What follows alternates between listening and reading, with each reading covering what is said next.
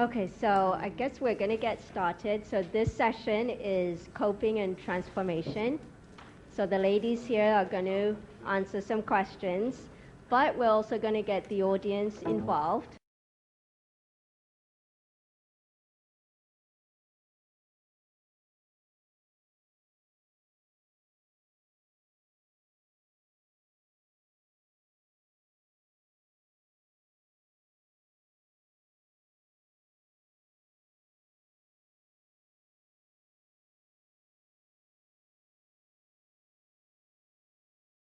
Good afternoon to you guys. I'm Simeona Martinez, and I'm an actress and a singer. But more than that, I'm a woman of God. I'm a survivor of all things. And just like you guys, I'm a woman in pain. May wear my scars on the inside, but I'm flaring out bright for the world to see. I am not ashamed of my pain, and I am not ashamed of my prednisone cheeks when I get them. I know that God has a plan for everything. And I believe in healing others through healing myself, and sharing my story. There's power in your words. Everyone has a story. Everyone is their own author. And just by sharing your story and letting people know that, hey, I'm going through this too, can inspire people. You never know whose life you might save by doing that. So it's really important. And, I could sit here and tell you about who I've worked with, what movies I've been in, but that's just wasting your time. I don't want to talk about really how I struggle every day to get out of bed because of my lupus and my fibromyalgia, because you guys already know that story. You're living that every day. So that's nothing new. There's so much more to my story. There's so much more to me. And I strive to be an activist for change and better living for all, because we all deserve that. We all deserve a better life. We all deserve a better quality of life. And that starts with you trying to make that change, and it's hard. It's hard. Every day when you wake up, you're in pain. But there is hope on the other side, and that's something that we shouldn't ever forget. I realized when I became sick that the old me died. And in retrospect, that was like the best thing to ever happen to me. You know why? Because I'm not an actress or a singer. I'm Simeona, and being me is good enough. And I am not my lupus. I am not my fibromyalgia. I'm not my chronic pain or chronic fatigue, what have you. I'm Simeona. I'm a beautiful person, and I'm more than my pain. And I'm just a...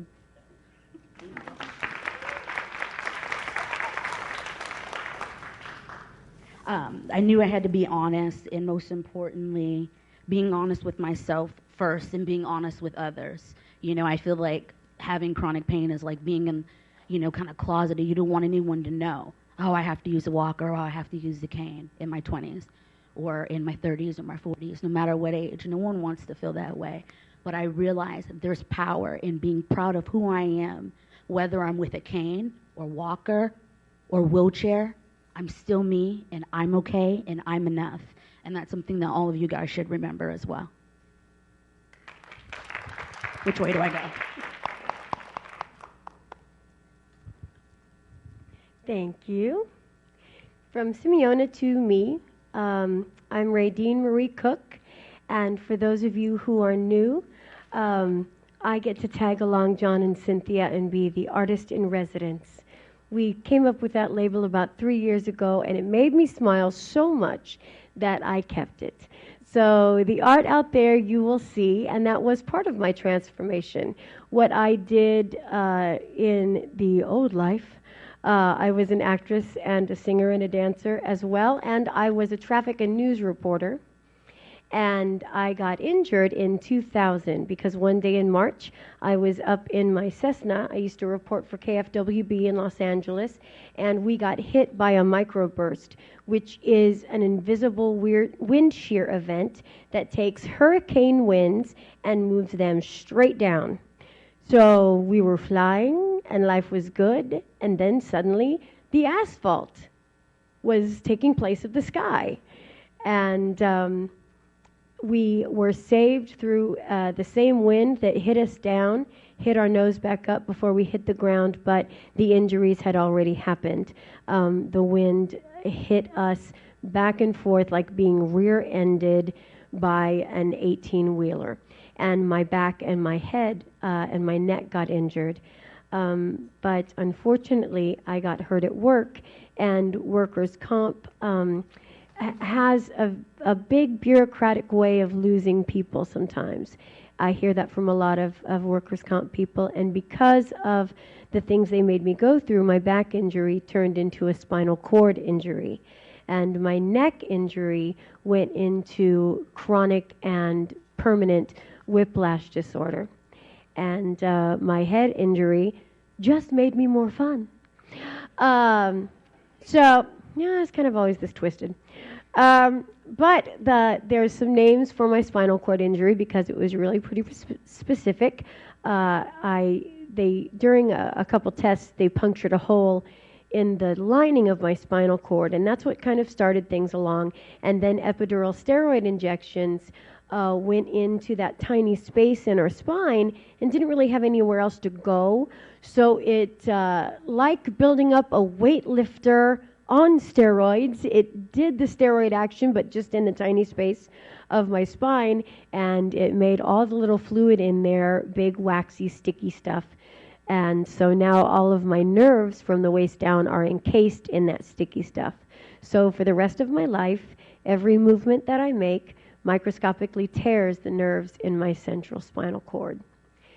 So I have central spine, what you heard Dr. Tennant talk about today, central pain syndrome, and adhesive arachnoiditis, and a few other lovely things. But with that comes the transformation that you will hear later. All of us had to come to that place of dark decision when you realize that everything was lost, but as life goes in circles, so do we, in cycles, so do we.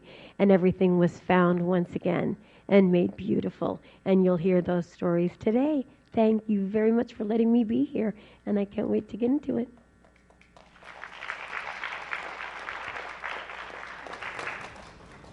Hi, my name is Heather Grace. Much like Radene, I was injured on the job, only I was a web geek. I was a webmaster for mental health and medical publications that taught, ironically, doctors, nurses, and other medical professionals so that they could retain the right to practice medicine anywhere in the U.S. And though I was doing that job, I was working very hard and injured my neck. And as Radene explained, the care is just not what it's supposed to be, even if you really want to go back to your job. And so I ended up with a spinal cord injury as well as central pain, RSD.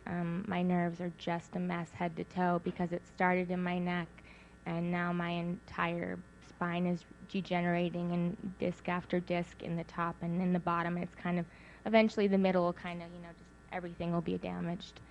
And, it's been really rough. My whole identity, I think, at that point was about my job and who I was going to be, because I was in my late 20s when this happened, and I was at a point where I was middle management in the corporate world, and it was, to me, a decent job and one that I could really see myself doing, but it was ripped away from me before I had a chance to see where it was going to go. And so I had to kind of figure out who I was again. And I think that, the miracle of technology being what it is, I can still be on the internet, but I just can't be making web pages anymore. I can't be creating online courses anymore, but I can be sharing experiences via social media, blogging, telling people about pain and to be wary. If you have an injury, get treatment right away. Doesn't matter what it takes. Get outside of workers' comp if you have to. Don't wait, because you will end up like me. And it's really important to me that I turn my negative into someone else's positive.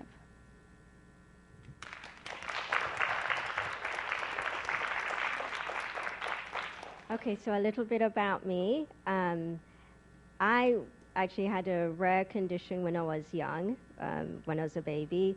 It was so rare they hadn't seen it in children before. So, of course, there was the misdiagnosis, and I'm sure everybody has gone through that, where there's several misdiagnoses, so many other things are said and done, and nobody really knows what's going on. It ended up that we ended up finding a specialist in the area of the condition that I had, well, the initial one, and they were also perplexed at the time. So they were even telling my parents, you know what, you're spending too much time in hospital with her. She doesn't have that much longer anyway. Why don't you just spend it at home with her? Well, 35 years later, I've outlived them all, and thank you. And what kind of helped me go through it? Well, I have an autoimmune condition, scleroderma, plus I have fibromyalgia and all the other great stuff that goes with it. But what kind of helped me was the nutrition aspect of it. So I kind of really started figuring out there are certain foods that you can eat that can help with the inflammatory pain. So once I started figuring that out, it made a huge difference for me. And I think after that, it's been, well, let's let as many people know about it. Okay, so now we have 3 questions for the panelists. The first question, when you went through the dark, dark days, how did family and friends react? And how did you turn that into a positive for you? So. I think for me, my loved ones and family just didn't get it, had never really experienced anybody with the kind of pain I had. It wasn't just I have a boo-boo and I got a Band-Aid and now I'm back to being well. It was I'm not better. Oh my God, my life's over. What am I going to do? You know, help me figure this out. And because they're taught to think, you know, you might be a drug addict, you might just be lazy, you know, you might be pulling some kind of scam, who knows what you're doing, to be suspicious, because everything you see on television and the media is all about we're bad, we're horrible, you know, if we take a pain medication, we should probably go to jail. And, you know, so I think it was really tough. And, you know, the way that I got back to life, the way I turned all that around for myself was realizing my family is people like you. My family is people with pain who I just meet them and they know me. You know, they're my friend from the minute I speak with them. And, you know, Dr. Tennant's office was such a blessing for me because I met my best friend there too. And I've met so many good people ever since. And I just really think that, you know, coping is reaching out to others and rebuilding your family through people who know you and understand you and love you for all you are.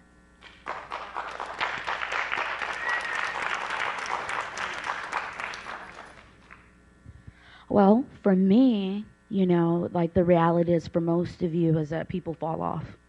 You know, people can't handle it. You being sick is too hard for them because the reality is we live in a selfish world and compassion is a lost art. And for me, it was harder because I am an orphan. I don't have any family. However, I'm filled with faith and filled with the Holy Spirit. And at these times, I wanted to kick and scream and cuss everyone out, sometimes even being a Christian, and I did sometimes. Because I feel like everyone deserves a day where they can just be like, you know what? You know what I'm saying? It's not happening today. Right, everyone deserves that day. But just like you, I learned through social media, I have a voice, I have a purpose, and so do all of you. And if you're not on Twitter, you know, I suggest you get on because it is a way to kind of express yourself and let other people know, hey, I'm out here too. Because family doesn't get it. You know, you get into the hospital and you get out the next day, they expect, oh, she's cured. You know, oh, I had a cold and, you know, now you're cured. You can go out to the mall with me. You can go out dancing. Oh, you can't, you're a bad friend. But you're not a bad friend. You're a good person and you're just trying to be a friend to yourself. And there's nothing wrong with that. Oh, thank you. I have one. You can, it's 11. I love that girl over there so much. She's such a blessing. I am not like others in this area. I am so sad to have met the majority of the people I've met with pain have family that have left them and hurt them in ways that only people that are that close to your heart can hurt you.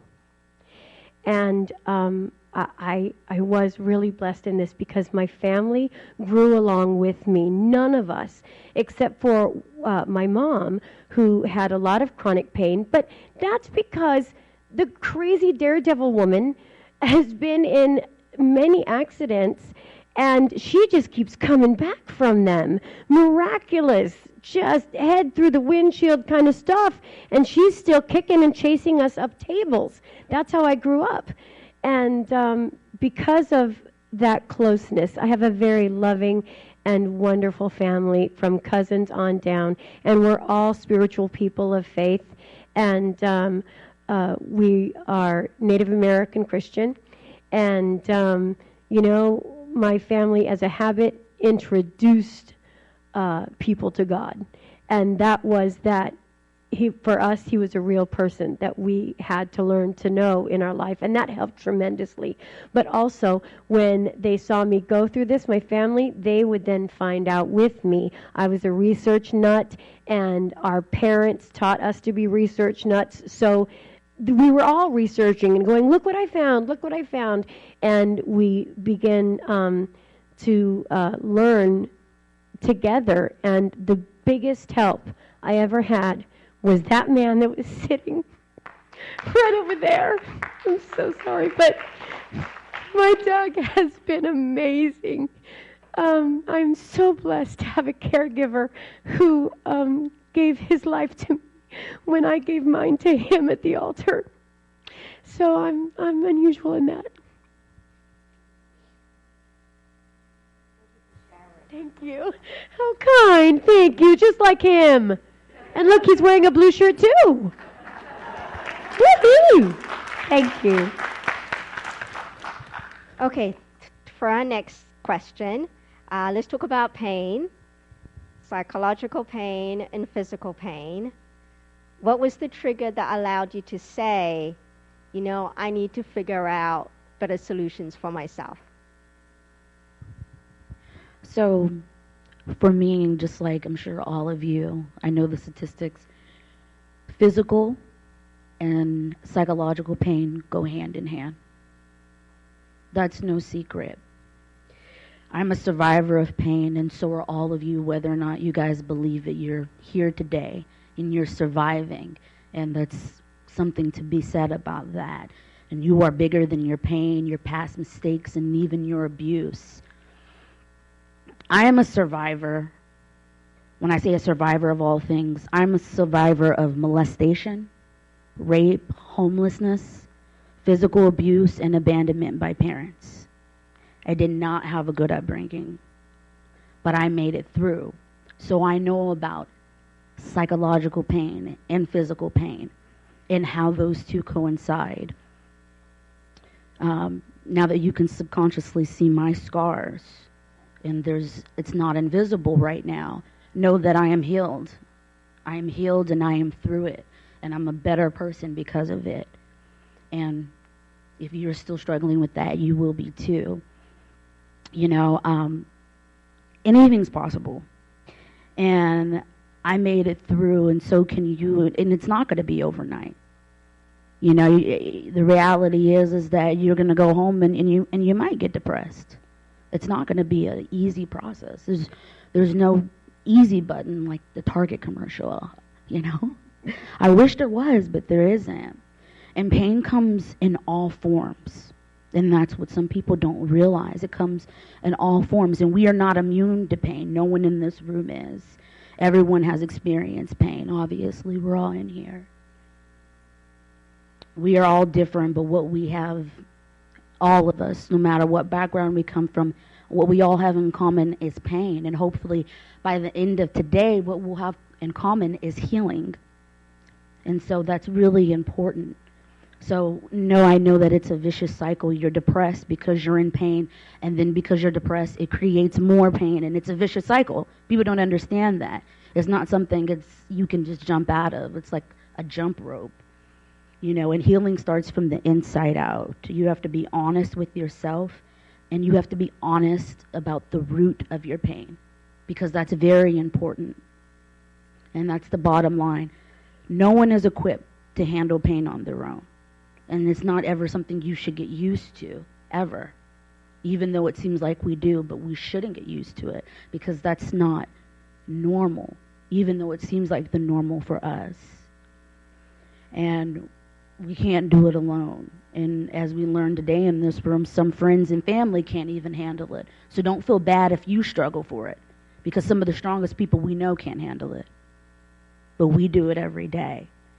That's why it's important to seek outlets like social media, whether it's therapy, if you go to therapy for your pain, or meditation, whatever it is. We have to fight because sometimes we can't fight. So you guys need to appreciate yourself every day that you can, because that means something. Even if you're walking to the mailbox or to the kitchen, it means something.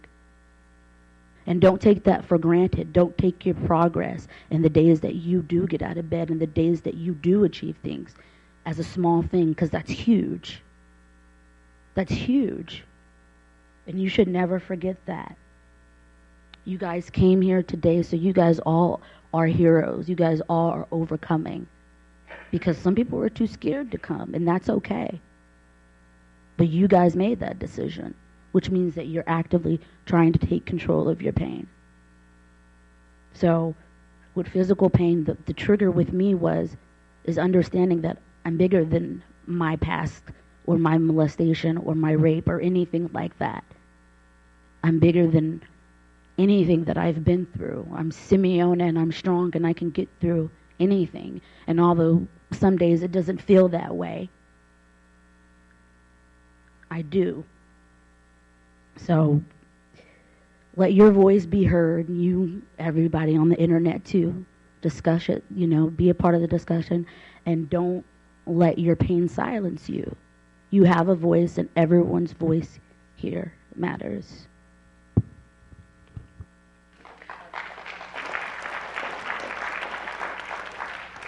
I think the thing that hit me the most psychologically wasn't just the loss. I mean, that obviously loss of identity was huge.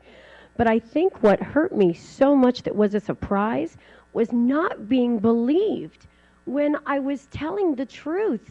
And before this, without pain, I know you all had this too. You went to the doctor, you told them what was wrong, they said it was a cold, they gave you something and you left. But all of a sudden, now there's something they don't know what is, and it's my fault? How did that happen? Nobody gave me that memo. So that was very difficult. And how I was able to, thankfully I did have family and my husband who helped me through it, but social media was really important. At that time, Twitter wasn't around, and neither was Facebook, but Yahoo has a lot of groups, and I found one specific for adhesive arachnoiditis. That was before I found out that I had CRIPS. I have CRIPS type 2, and I found one specific for that. Having somebody who you can say something to that recognizes automatically, I know just what you mean. My pain, my spasticity hits me when I relax, just like you. Suddenly you don't feel, because you question yourself, am I the one that's nuts? Did I get the alien probe and nobody told me? But no, hearing that kind of validation does huge things for you. So that was what helped me the most. Literally, the pain was the hardest thing for me because I just couldn't take it. At a certain point, my body was giving out. It was just unbearable. And, they made me go to a psychiatrist because I was telling them, if you don't fix me, do you want me just to die on your doorstep? What do you want to happen next if you don't help me? And the reality was I saw them and I said, you know what? I'm depressed because I'm ill. There's no other reason. If I was better right here today, I wouldn't ever be depressed. I'd be jumping for joy if I could. And so for me, it was really about finding the doctor that finally helped me, getting the pain care I needed. It was a miracle for me, and I thank God every day. I'm so thankful for that. I'm thankful for the care I received and still do, the fact that I am able to get the medications I need without being questioned, the fact that my whole diet is better. I'm gluten-free now. I didn't even know I had a problem with that.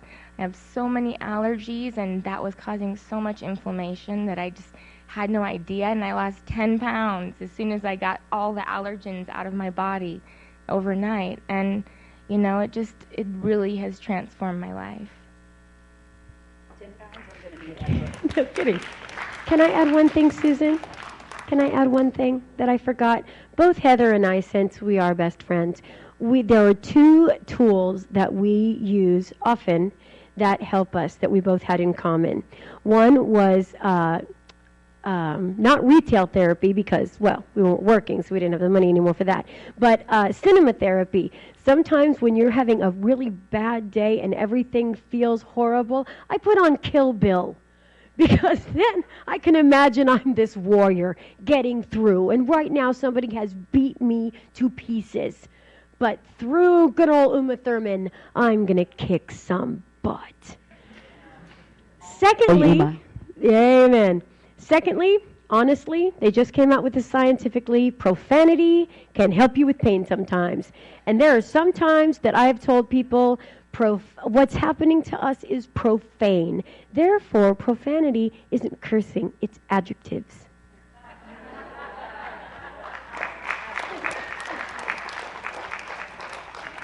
Thank you. Okay, so when we go through the cycles of managing pain and figuring out what works best for us, we tend to focus on how we used to be. And you touched on that, Simeona. How did you focus on the new you and the transformation process? Well, I feel like everyone deserves a chance to mourn, hands down. And anyone who tells you otherwise, profanity. So, you know, I need my time to mourn. I need my time to, you know, get over whatever, you know, hurdles I need to get over to accept my new self. Because I'm not going to be able to do everything I used to do. But it's not about giving up on your dreams. No, it's just about readjusting them. I still want to achieve this, but I might have to go this way, then that way, but I'll get there. You know, I think Anthony Kiedis from Red Hot Chili Peppers said it best, I'll make it to the moon if I have to crawl. And that's the type of attitude that we have to have. Just like anything else, it's not going to, you know, happen overnight. It's going to take time. But, you know, for me, it's just about what do I want to do? Do I want to stay in bed, or do I want to try to get out and do things? And even if I just rolled over to the other side, you know, that was an achievement enough for me. You know, you could move forward and achieve all the things you want to achieve. And I'm not giving you a cheesy speech and say, you can do all things. No, seriously, you can. But you just have to be creative. Your path isn't going to be the same as everyone else's. You still can be an actress. You still can be a dancer, you know, maybe in slow motion, or, you know, anything you want to do, you can do it. But you just have to be creative about it, because you deserve to achieve your dreams. And I feel like my illness is like a marriage. And in marriage, there's compromise. Sometimes he's not going to want to get up, and that's fine. And I have to accept that. But then on my day, when it's time for me to get up, you know, that pain is in the back, and I'm doing whatever I need to do. And that's what you guys got to do, kind of like to piggyback on what you said. You guys got to be your own Uma Thurman. You know, even if it's just like going to take your Norco, just be like, do, do, do, do, you know, whatever you have to do to keep yourself motivated. Because we're not, you know, we're not like everyone, you know, we're like everyone else, but we're not. And we have to try things that work for us. It's not about doing it, you know, the normal way, because normal's boring. And we all know we're not boring, right? For me, I think the transforming moment was really ironically a very bad one. From 1999 until 2007, I was convinced I was going to get better. Convinced that if I just found the right modality, the right surgery, the right whatever miracle, and boy did I spend a lot of money, that I would eventually be well. I would be who I was before, and damn it, I was going to be that person. And I was really stubborn. And I think a lot of us are, and I feel bad now that I did that, and I feel bad for anyone else who's in my position who does so. But when I went to Dr. Tennant, ironically, and the very first visit I had with him, it was very hard for him to say to me and for me to accept. He said, normal is out the window. That you is not here and will never be here again. And I was really upset, and of course I started crying, and it took me a little while to really accept that and move on. But when I did, I realized, you know what? I'm free to be whoever I want now, and I get to rewrite my history. And I don't know where I'm going yet, but I'm going somewhere good.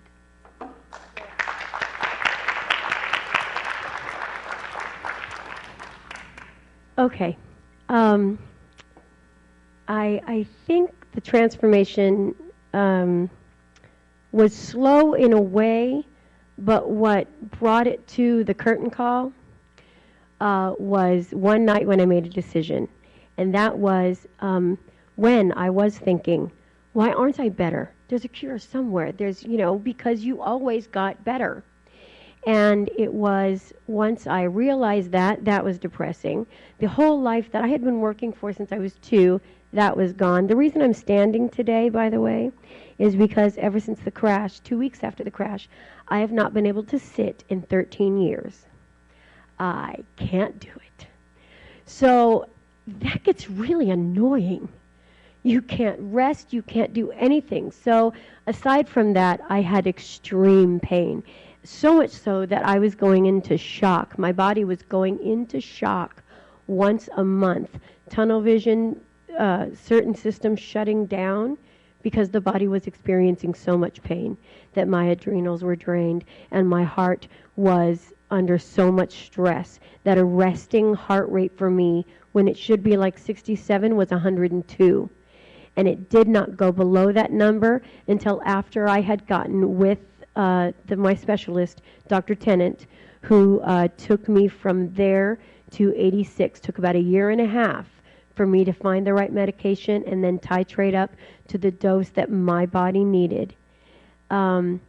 So besides when that happened, all that other darkness was on me. And I was holding out hope for one other treatment that they said they were going to do.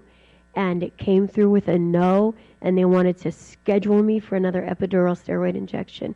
And I said, that's it. I can't do this to my family. I don't know how I can live with this, and they can't watch me anymore. So suicide came up, as I'm sure it has with most people, when you really contemplate it. It's one thing passively talking about it. It's another thing when that becomes, should I do this or not? And it was a night of decision, and it's one that I always called the dark night of the soul, because that is when every identity piece that I had before me, that you had before me, is stripped away. If you could be standing naked in front of the universe, it would not be stripped enough. You'd have to have your skin flailed off of you to feel as down as you can feel during this night of decision. And you have to make that decision. Do I stay and continue to fight, or do I go? It took me all of 10, well, I don't know, it was a couple of hours, but then it was 10 minutes of having the vision of my niece's face. And I thought, there is no way I can make a selfish decision of leaving this earth and make my family have questions afterwards. So, damn it, I have to stay. And I'm not happy about it at this moment, so we're going to have a talk, God. And universe and everyone, I marched around my table all night. I think it was until 3 o'clock, just going, I'm going to live, and I don't know how I'm going to do it. And there were times when, I've heard this before. People speaking in groans and utterings. I understand what that is when you're just, everything is so anguishing that you just moan. And it was out of that when I finally got that out and I decided, all right, I am going to stay, but let the universe be on notice. If I'm here, if you're there, I need to see something that I'm going to have help. Please show me inspiration around me and that I can do this or I'm not going to make it. So the next day, my service dog that I had was great about on bad days, somehow animals know. And he was like, it's time for a walk. Get your butt out of bed. Come on, let's go for a walk. I'm like, oh my God. So we got it for a walk, and he was worth it. He's worth getting out of bed for. So I went around the same block that I had been around almost every day for 3.5, 4 years. I'm talking same block. I live on it.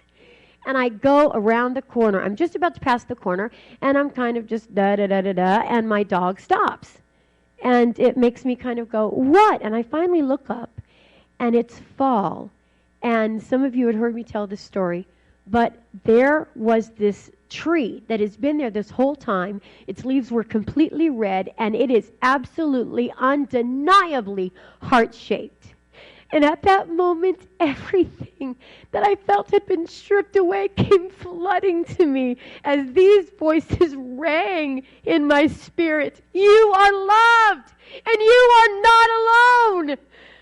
I saw everything, all of that in that tree, and I went, okay, I'm stubborn. I get it. It's been here 4 years. I get it. And I'm not alone. So let's go. And that's what the thing that's missing from the USB was going to show you. It was an exercise in selective attention. That tree had been there the whole time, but I couldn't see it. I was not of the mindset to see.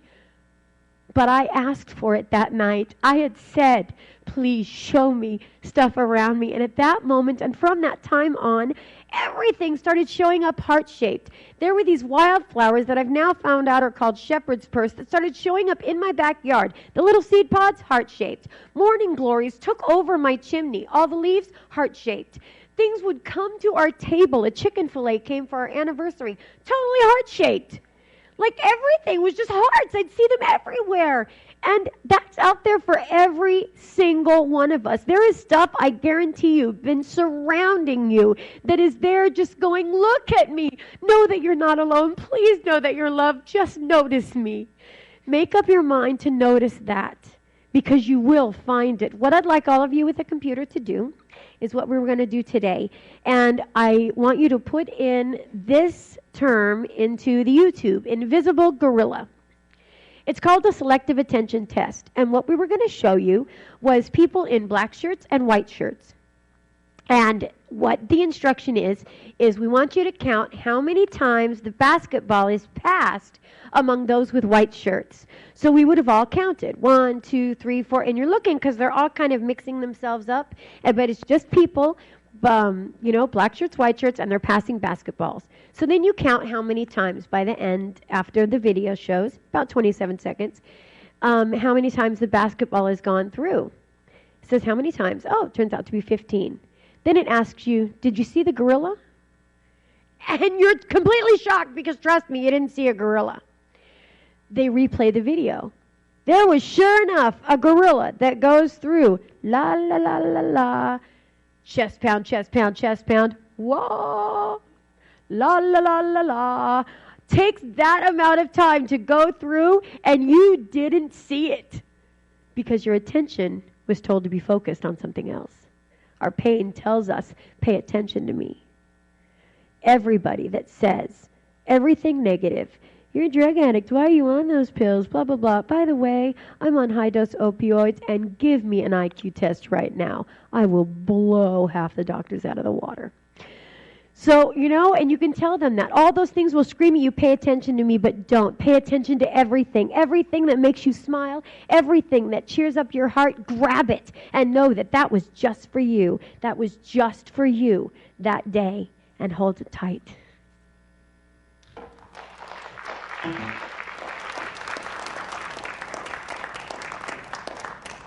Radene.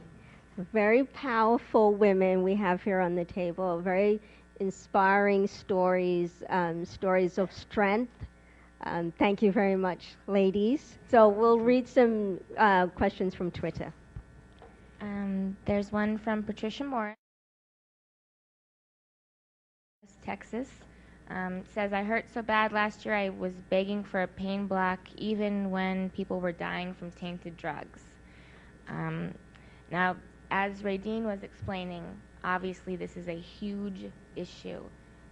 Besides the fact that people can get meningitis from a tainted drug, you can also get, like she was explaining, adhesive arachnoiditis. I suggest anyone who's had epidurals or is considering getting an epidural, look up that illness. It's very serious, permanent disability, scary.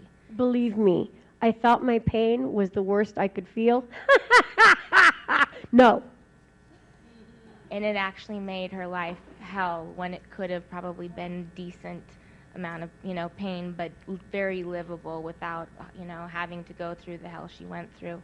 But what I wanted to tell Patricia Morris and anyone else, go to the foresttenant.com website and go to the patient section. And I'm not saying it because I'm paid, I swear. It's just because it's really full of information. No, trust me. Remember when he said he was cheap? He is. Yeah. We don't get paid. Yeah, he will do basically anything to help somebody. He's such a giving person. But those books were written because he cared that much. And it's not about making money. They're free. They've always been free. And there's, I can't even tell you, probably 50 different techniques you can use. I use GABA and taurine, for instance, amino acid building blocks and amino acids to help my nerves. And that's something that most people have no idea about.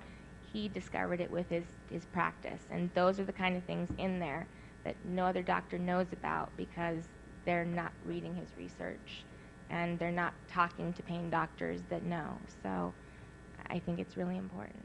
But P, we do understand you just want relief so bad. It's like sledgehammer over the head. That gave me relief last time. Can you just do it again? Absolutely. Because people don't realize how deep the pain goes. People think of the headache or people think of, stubbing their toe.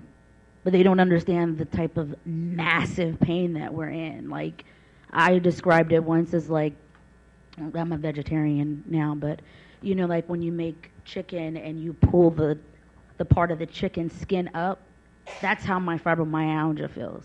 It's tearing, it's ripping, it hurts, it's painful, and I want to cry sometimes. And I was at the point, many times at the point of suicide, because what am I going to do now? This is, my quality of life, but I mean, it gets better slowly. It gets better, and the pain, I understand what she's going through. I've shared this with several people, and it's something that we've kind of heard throughout the day. Several people have mentioned that they're vegetarians or vegans, and I've done that the last 6 months, and it's helped my pain tremendously. And so I just wanted to highlight that. I picked up on it from a program that I saw on TV about being a vegan. It's on PBS. Her name's Christina Perello. She goes on a Mediterranean-type diet. It goes along the lines of Chinese medicine, so every ingredient has a reason, like for being anti-inflammatory and things like that. Her website is Christina Cooks, if you wanted to look on it and get some ideas. But there's several different books and things you can do. But it was really helpful for me, and I was able also then, like other people have mentioned, to reduce my medication, which also helped me a lot and made me happier, and I was able to get off sleeping so much and be able to be more awake and aware and just, get a life kind of thing. And then be able to garden and have food to be able to cook and all that type of stuff. Yeah, so absolutely. It was really nice. Yeah, absolutely. Being a vegetarian, for me, like I said, I can't, as I made a video recently about it, like, it's not going to work for everyone because everyone, feels, oh, God, I need meat, but if you can try it, I'm not saying that this is like the super pill, but Do what's best for you, yeah. Especially for people that are still, if you're working or if you're on neighborhood councils, you're involved, and you've got people, and they're people that you see a lot, you work with, you do things with them, and they see you walking around with a brace or sitting on a therapy ball or having to go someplace you got to lie down or you got to stand up, you can't sit. All these things that color your world and how you're perceived. How do you get them to understand without giving, you don't want to give people, they don't want too much information. They avoid that stuff. They don't want to hear it. They're not your close friends and family, but they're more than mere acquaintances, and they're definitely not complete strangers. How do you get them to kind of understand a little bit and not, you know what I'm saying, I think. I just tell people that they're my accessories. That's what I tell people. I feel like we have to get to a point as people, in pain, is stop explaining yourself. And I know it's hard, It's serious. It's serious. Exactly. Yeah, and I can imagine. There are a few sites that For Grace has a few things. There's also a few of the sponsors around here. U.S. Pain Foundation. They have little one-sheet handouts that you can ask for or download from the website that will very quickly and in great words explain a few chronic pain tips to them or a few ideas about it, and it helps tremendously. That's what I was getting to. That's what I was getting to. So you want to make sure you read about all the things that you need and be able to communicate that to whoever you're working with, your boss or your coworkers, to make people aware of what's going on with you. So One other thing I just want to say is that legally they are required, if it is a need for your physicality to be present at work, to just accept and accommodate you to the best of their ability. And it's something that if your boss isn't accommodating you, you can go to HR. The Americans with Disabilities Act is for us, so that we can be who we need to be wherever we are. Great. Okay, so We have one more comment right here. Thanks. okay.